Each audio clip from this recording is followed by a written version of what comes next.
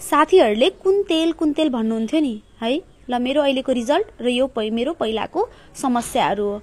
मैले यसरी तेल बनाएर राख्छु र लगाउँछु। आज तपाईहरुलाई म तेल बनाउन सिकाउँदै छु। मैले लिएको चाहिँ यसरी तोरीको तेल प्याकेटको र यो चाहिँ हो अमला सुखाएर राखेको थिए।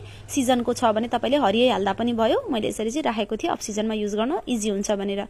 यो हो नीम।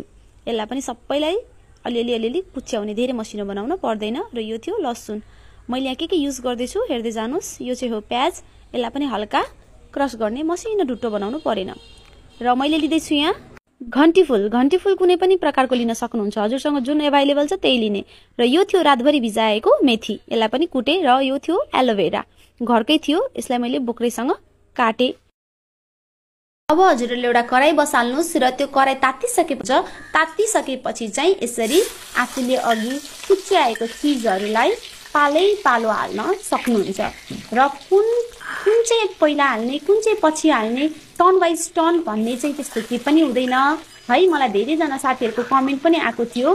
सो हजुरहरुले यो भिडियो हेर्नु भएपछि चाहिँ एकदमै क्लियर हुनेछ हजुरहरुलाई। कुनै पनि चीज पालो हाल्दा भयो है। यसरी यो पछि अर्को भन्ने चाहिँ हुँदैन है साथीहरु। यसरी देख्न सक्नुहुन्छ पालो आफूले बनाएर राखेको सामानहरुलाई हाल्न सक्नुहुन्छ हजुरहरुले। र मैले अघि यो कुटेको अमला थियो है, यसलाई पनि हालिदिए। हजुरहरुले पनि यसरी अक्सिजनको लागि अमलालाई कुच्याएर घाममा सुकाएर राख्न सक्नुहुन्छ।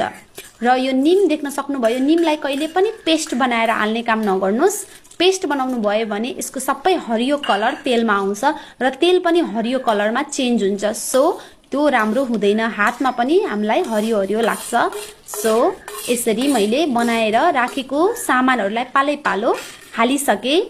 अब हजुरहरुले पनि यसलाई यसरी राख्न सक्नुहुन्छ। र हाई गरेको ग्यासको फ्लेमलाई लो गर्नुस् है, मिडियममा लानुस्। किनकि यो सामानहरु बनाउँदाखेरि चाहिँ हामीले ठिक्कको मिडियममा बनायौं भने, मिडियम फ्लेममा आगो राख्यौं भने मज्जाले पाक्छ र तेल पनि सुक्दैन अनि मज्जाले यसको चीजहरु सबै तेलमा आउँछ है त साथीहरु। हजुरहरुले ठुलो ग्यास नपार्नुस्।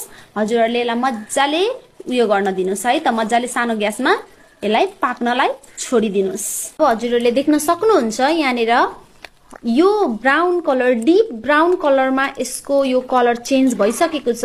अब हजुरले यो भन्दा ज्यादा डराउन पर्दैन। यो ठिक्कको यतिको भइसकेपछि चाहिँ अब हजुरहरुले ग्यास अफ गरिदिनु होला है। र यसलाई चाहिँ सेलाउनको लागि यतिकै खुलामा छोड्दिनु होला। छोपेर नराख्नुस् है। छिटो सेलाउँछ। खुलेर यतिकै खुलामा राख्दिनु होला। र खुलामा राखिसक्नु भएपछि सेलाइसकेपछि चाहिँ हजुरहरुले यसलाई छान्नेमा छान्न सक्नुहुन्छ। छान्ने लिएर छान्नुस्। अलि मसिनो